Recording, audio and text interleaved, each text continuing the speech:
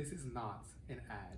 Hey everybody, welcome back to Behind the Glasses. I'm your host, Jovany, the segment where I answer all of those questions that you, the general public, have asked.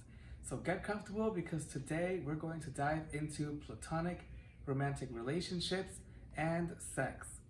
And a quick disclaimer, this is by no means a generalization of the blind community or any disabled community for that matter. I'm simply speaking from my personal experiences, thoughts, and theories. All right, cameraman, why don't you take it away with the first question? What is some knowledge that able-bodied people in the professional setting and networking events should know in order to have everything move smoothly? That's good. I think something important for the able-bodied community to know is that when we are out there in networking events, we are looking for typically employment, such just as anyone else. And I think something that would really help would be if they see that maybe we're kind of wandering or can't quite tell what booth we're looking at, for the person there to be like, hey, this is the so-and-so booth, or oh, are you looking for something in particular to help guide people? These networks can be very chaotic. They can often be very busy and full of crowds. So I think that's really important. And also for the employers to be open-minded and not turn us away simply because they see someone with a cane or a wheelchair. And definitely take the time to hear what we have to say and read our resumes and stuff like that is very important. How do you get across to people in a professional setting? Honestly, I think it's my personality and determination.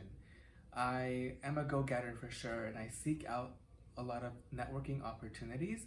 And when I'm out there, I really make it a habit to introduce myself, make sure they get to know my name and who I am, and break the ice a little bit, because I know that as employers, it's often maybe a bit hesitant to hire or think about hiring people with disabilities, which is very sad, but true.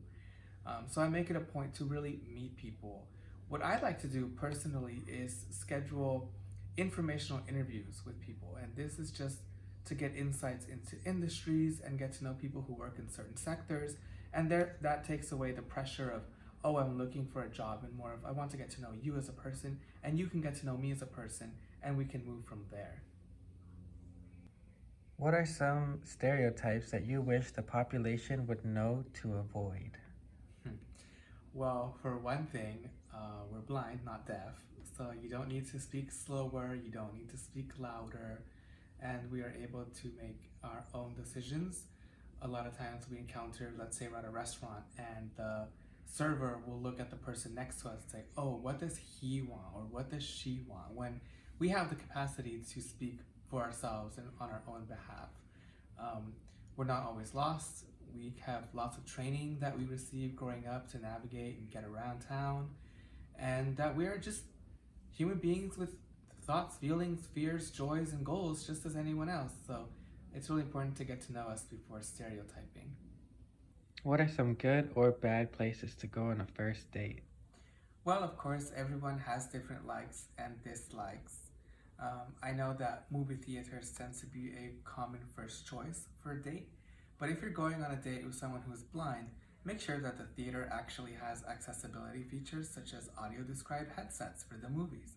Personally, I don't really like the movie theater, but that's just me.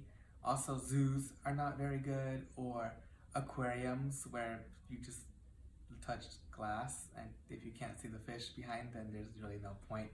Um, Personally, I really like going to restaurants, especially those that may not be too loud, so avoiding things like dive bars or sports bars. And I also enjoy walking, going for a walk or having a picnic. Yes, that's very romantic, traditionalist of me, but these are things that I enjoy because I like to get to know the person, especially if I have a difficult time seeing them. It's good to be able to at least talk with them. When you are going on a date, what is your process of choosing an outfit? Yeah, I mean, the same as anybody else, really. Um, Something to be aware of is that, people have varying degrees of vision loss. So I still have enough sight where I can still see colors and general patterns and stuff like that. So I do look for what color looks nice on my skin, or does this outfit make me look slimmer or whatever. But also comfortability for sure. Something that's comfortable, that feels nice to the touch is something that I also look for when choosing an outfit. How do you use dating apps given that they are visual in nature? Well, most dating apps are apps, and so I use it on my iPhone, and the iPhone is really accessible. So I use VoiceOver, and generally will read through the bios that people put, such as on OkCupid or Tinder. And so the greater the detail of the bio that the person puts, the better for me particularly. And I have some sites, so I can look at pictures and get a general sense of what they look like. But sometimes that is difficult due to lighting or the angle or the way the person took the photo. But yeah, if the person on the other end has a more descriptive bio, the better.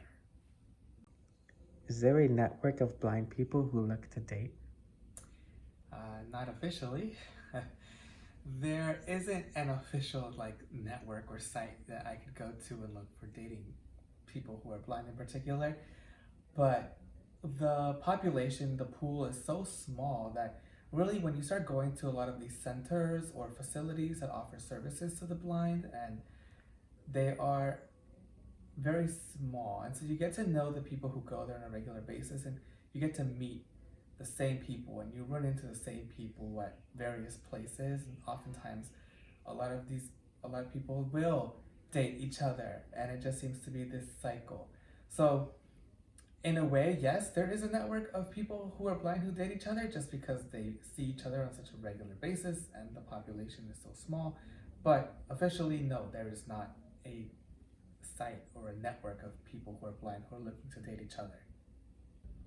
Do you prefer to date someone with a disability, visual impairment, or able-bodied? I haven't really been asked this question before. Of course, I'm open to the possibility of either or because I do believe that common interests, goals, and personality is really important. That being said, if I were to date someone with a visual impairment, we do have that in common. We can relate on that level, and so I think that is nice. However, that being said, dating someone without a disability also has its advantages because they can, for example, drive a car and we can do road trips together or drive to appointments or stuff like that. And they can perhaps provide greater assistance when I can't see something. Not to say that that is something that is needed, but it is a nice advantage. And so I'm open to either or, but yeah, I don't know. What's your type? Do you focus on phenotype? If not, what do you look for? I do focus a little bit on phenotype. I cannot see great details, so I couldn't say, oh, I really like blue or hazel eyes. I also don't really see a lot of facial features and things like that. But there are some things that I really don't like for example, overt tattoos or certain hairstyles, which seems very vain because that can obviously be changed, right? But on a deeper level, I look for personality. I look for someone who has a great sense of humor, who can laugh along with me, crack some jokes, someone who is open-minded to dating someone with a disability, and of course, who is there to offer protection, but at the same time, give me the autonomy to be myself and be independent. And of course, there are other things that I look for, for example, common interests and goals, or maybe certain ethnic backgrounds and stuff like that. So there are other things that I do look for sure. Is there a point where there are too many questions that kills the mood? Yes and no. I always tell the person I'm dating that I'm an open book and to ask as many questions because I like to educate rather than have them assume. But that being said, if it does become an interrogation, it can be annoying.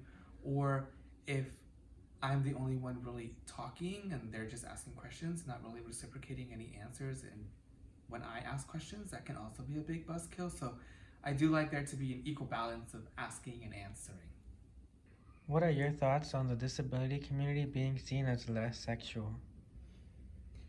Well, I have to say it's quite sad, really, because oftentimes the general population believes that people with disabilities are like sexual because of mobility or visual impairments or what have you.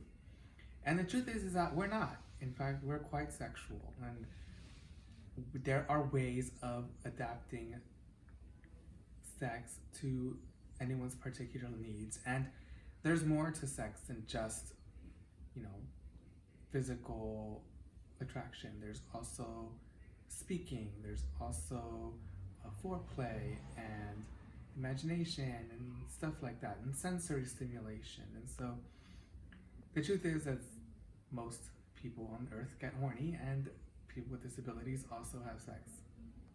How do potential partners approach the topic of sex with you?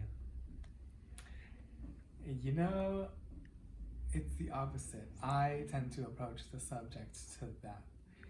Not like forcefully or anything, but it helps that I had the privilege of taking a class on sexualities in my undergrad. So I feel like I'm very comfortable talking about sex, and I can bring up a lot of issues as well as excitement and fantasies and stuff like that, and just really talk about it and have an open dialogue.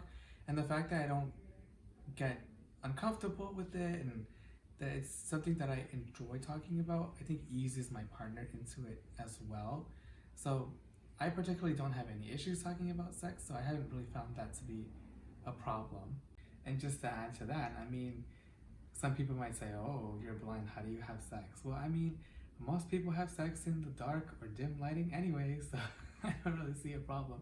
And like I said before, there's more than just seeing each other. There's touch and dialogue, and there's so much more involved with sex than what, you know, the industry tends to tell you. Do you feel that you are lacking in relationship or sexual experience, and how do you handle that? Lacking in relationship and sexual experience. I mean, kinda, just because, you know, especially with my disability, I didn't date as often as my fellow peers did in high school or middle school, and so I did miss out on a lot of that learning experience when I was younger. So for me, I'm still learning in my 20s, and it's it poses its own set of challenges and its own set of excitement. Um, I don't know. I mean, I guess just like anyone else would, I just learn and ask people questions when I'm confused and just kind of try to figure it out. What are the most common mistakes made by you or others when meeting someone and forming a relationship? Me personally, sometimes I feel that I overshare. I'm just so used to really communicating and expressing myself and being open that sometimes it may be too much for someone. And on the other side, a mistake that someone else could make is be too smothering, in the sense that they want to do everything for me, or they want to help me with everything and not give me the chance to show that I'm capable of doing many things. Or if they seem to be, and this is no fault of theirs, but sometimes if they seem to be overly impressed by the accomplishments that I do that are even like simple tasks. It's like, wow, like, yeah, I mean, I can do those things too. Like, I don't know, something as simple as crossing a street or pouring a drink, like simple things, right, that most anyone can do. So, you know, just being respectful and mindful of how you come across is something that I think people on both sides need to learn.